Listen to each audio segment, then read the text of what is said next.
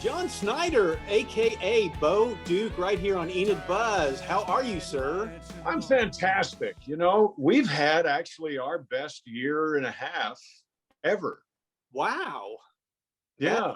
That is pretty cool in a COVID year and all the other things that we had going, uprisings and riots and all that. How did you accomplish something like that? Well, it's a decision. I think that work or success, whatever that is, and I believe that success is doing every day that which you love, regardless of what it is or what it makes you, what it earns you. So I think that's a decision. And it's something that is innately American. It is part of our fabric that we are the masters of our own destiny. Okay, that's all highbrow stuff, but it's true. And there have been folks, I think, over the last year and a half that have tried to tell us that we are the masters of our own destiny as long as we have permission. And I've never bought into that. Yeah, freedom is not, you're not free if you're only free so far. It's like trusting someone. If you can only trust someone so far, you can't trust them at all. So my business as well, Enid Buzz, here for all the people in the Northwest Oklahoma area. I had a great year as well. I did not get shut down. I was out doing interviews, talking to people, bringing people the events and the news. Now, there were less events going on, but there were a lot more businesses that needed plugging to get more people into there, like restaurants and things like that. So sure. I as well, working for myself, much like you, had the freedom to get out and do what I needed to do all year long. Well, I applaud you for that, especially with regard to helping folks who were unceremoniously shut down. Yeah. In a free country, we had people who were told they could not open. And yet these people still had mortgages. These people still had bills. And yet they were told that they could no longer pursue happiness. What is up with that? Boy, I don't know. If you'd have told me that was going to happen 10 years, 5 years ago, I would have said you were crazy. Well, I tell you what's very, very important about right now is we must not let it happen again. I did a Facebook post before this stuff happened, when they first started, and we do our event called Bo's Extravaganza. Of course, we're doing Bo's on the road at Longdale, at the Speedway. I'm going to be racing. It's going to be a wonderful weekend. But I say that because in 2020, when we were about to do our Bo's Extravaganza in Louisiana, people were all shocked that we were still going to do it because the powers that be were telling us that we couldn't. We could not, we were supposed to give up our right of peaceful assembly. And, we talk about the First Amendment, we talk about the Second Amendment, vitally important amendments, certainly.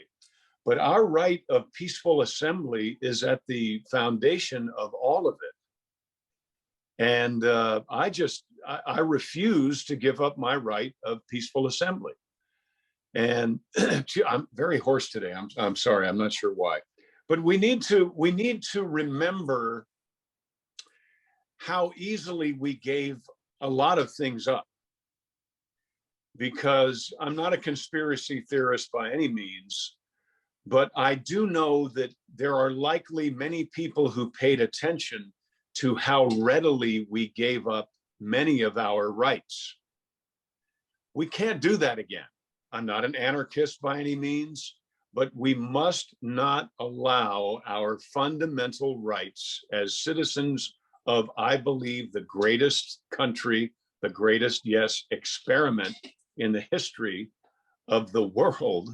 We must not allow whoever they are to take away our rights so easily, because we were awarded our rights by the blood of people who are no longer with us.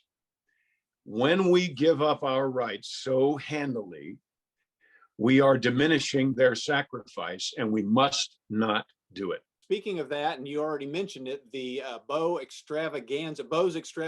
Yeah. So now that things are starting to lift and things are opening up, you guys are out on the road. You're coming to Longdale, Oklahoma, which is in Yes, we are. Oklahoma, not that far from Enid, Oklahoma. This is like a 3-day event. Tell us, kind of give us some of the highlights. Now, you mentioned just a second ago that you're going to be racing. So you're actually I going to be am. one of the cars? I had no I'm idea. going to be racing. I have my very own one of a kind Bose General Lee open wheel modified dirt track car. Wow, that is very cool. Yes. And in case anyone's wondering, yes, it has 01 on it. Yes, it has General Lee on it, named after Robert E. Lee. And yes, it still has the battle flag on the roof. Wow. So I race that car with the folks who do this every weekend. So I'm a little crazy. Okay. I'm a little crazy.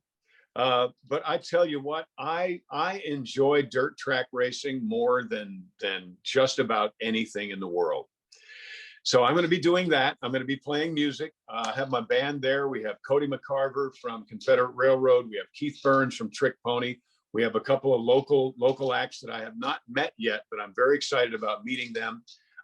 We have Mark Anthony, who is a stuntman out of he has a company in Texas that he does. His specialty is high falls, which he's going to be doing. And I think he's going to be doing it on fire. Yeah, he's going to do that as safely as he possibly can. But I've challenged Mark to a race to find out whether or not the actor is actually can beat the stuntman. So we're going to be doing a race as well. It's going to be a lot of fun. We have VIP night is on Friday. We're doing music. We're showing our movie Stand on It, which is a tribute to Smokey and the Bandit. And really at the core of it is we're trying to get people back together to have a conversation and to fall back in love with their hometown. So that's what Bose Extravaganza on the Road is about. And it's going to be a whole lot of fun, music, food, fun, but getting to know one another again, rekindling friendships with folks we already know, making new friends with people we haven't met yet. That's at the core of our event. Sounds like a great time. So is everybody open to get the VIP tickets for Friday night? Is that? Yes, there aren't that many of them. The okay. VIP night is so that we can talk, kind of like you and I are talking now. So I think it's limited to 100. Okay. So if you want to get it, it's not cheap. I'm going to warn you, it's not cheap. I don't know what it is, but it's not cheap. But it is the actual opportunity. You know, people come to these big events, and when we did 2 years ago at Bose Extravaganza, there were 10,000 people there. Wow. So the opportunity for casual conversation was kind of nil. Yeah. But if you want to know about what makes me tick, you want to talk about 40 something years of television, and we can do that. You want to talk to a real stuntman and ask him about stunts. You have a desire to be a stuntman yourself, a stunt woman yourself, you can talk to him. It'd be great. We're filming part of our movie Poker Run, which is our sequel to Stand on It. So we're going to be filming that there because part of it takes place at a dirt track. So if you want to be in the movie, you can be in the movie. And I think that's kind of fun. I mean, I'm a guy who snuck onto the set of Smokey and the Bandit in 1976 and actually got in the movie. Well, you can be in our movie and you don't have to sneak in. Very cool. I was actually going to ask you about that story. I had heard that you had snuck in on that movie. Now, are you actually in the background somewhere? I am.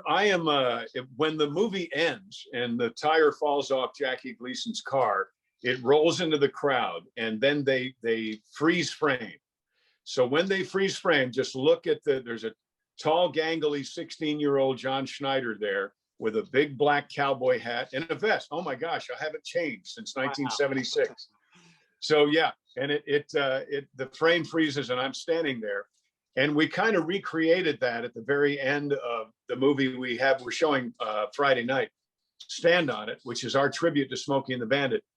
But it was vitally important to the 16-year-old living in the now 61-year-old's body that our movie ended like Smokey and the Bandit did. Oh, no. So check that out. It's so much fun. I mean, I'm 61, but I feel like I'm maybe 14 at best. Oh, wow. You and me are will connect. I will try to be there on Friday night. On Saturday night, is Saturday night the night the band is going to be playing? Yes, we're gonna be doing some music on Friday night as well. Oh, But yeah. Saturday night we've got Keith Burns from Trick Pony, Cody McCarver from Confederate Railroad, the Stars and Bars Band, and myself will be doing the show. Hopefully, I won't sound like this on that Saturday night, but we'll be doing the show on Saturday night. It's going to be great. We have food, we have stunts. Like I said, Mark is going to be jumping off something into an airbag on fire. We're going to be racing, and also I'm going to be racing Saturday night. So actually, let me backtrack a little bit. The concert is Saturday afternoon. Oh, okay. Because once the races start at Longdale Speedway, the races are on. We don't get in their way, but I will be out. I'll be doing the national anthem and explaining that the national anthem is actually a question about whether or not our flag is still flying over the land of the free and the home of the brave.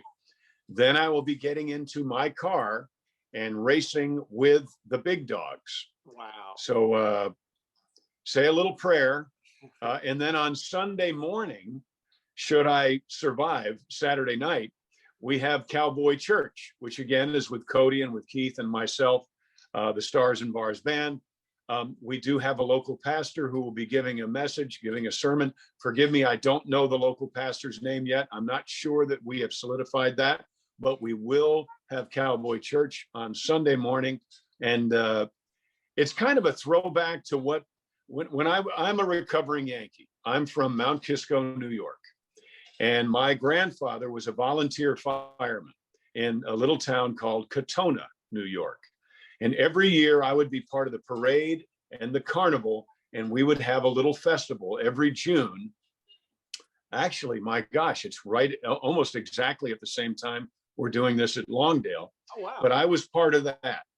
And that to me is what makes this country great. So we're trying to get back to that. We're bringing it to Longdale.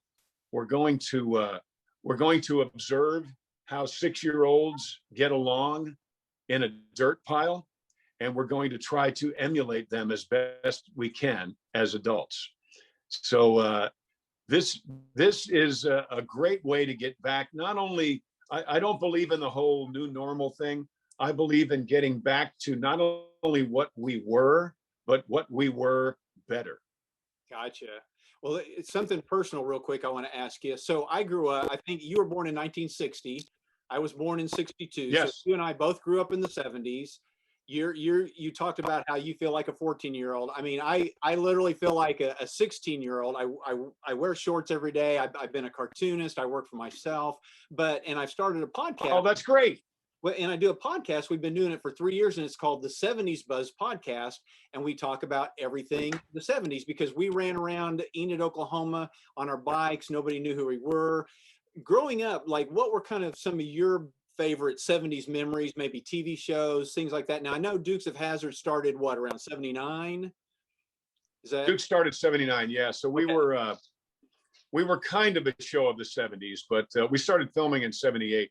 Okay. My favorite shows were Lost in Space. Oh, love it. I had a dream actually one night that they were filming, not that I was on the Jupiter 2 and part of the Robinson family, but they were filming at my dad's upholstery shop. And somehow I got it right. There was even a coffee pot. There was craft service. So that was a big part of my life, as was the Wild Wild West. Oh, my lunchbox. In fact, when we Wild I loved it. A great theme song. Great, other than Duke's, the greatest theme song ever. Although the Rockford Files was pretty cool. Yeah. So we just made a comment about a throwback to the Wild Wild West in the movie we did, Poker Run. We walk into a caboose and Cody McCarver says, "Wow, this looks like James West's office." Oh, cool. So those were favorite shows. Starsky and Hutch, of course, was a favorite show of mine. I was 16 during the height of the disco craze. So Earth, Wind, and Fire and the Stylistics. I mean, you and I were both the right age at just the right time. We on our show, And we need that. We need Yeah. that time now more than ever, which is maybe why we lived through it in the first place. well, and that's why we're doing the podcast, to remind or inform all these young people that did not grow up in the 70s how cool it was. And we call it the greatest decade known to man. And we talk to and we got t-shirts and everything. But it's just, we're the same way. We want to remind people of that innocence, and that everybody was together, and there just wasn't all the bickering and fighting. Maybe there was, and we didn't know it because we were too young, but it just seemed like it was all about family and America. Well, it wasn't in our pockets. We didn't have all this stuff coming to our pockets. You and I still took our records physically. We took our LPs and our little box of 45s to our friend's house and listened to music. We listened to Cat Stevens and James Taylor and Grand Funk Railroad. Yeah. Right? Yep. We did that, and we enjoyed it. And one of the biggest issues I have with what we've all been through in the last year and a half or so, especially the last year, is making that kind of communication, that kind of conversation, not only unpopular, but damn near illegal. This whole thing has been the enemy of free expression. Yes, free speech, but free expression. Making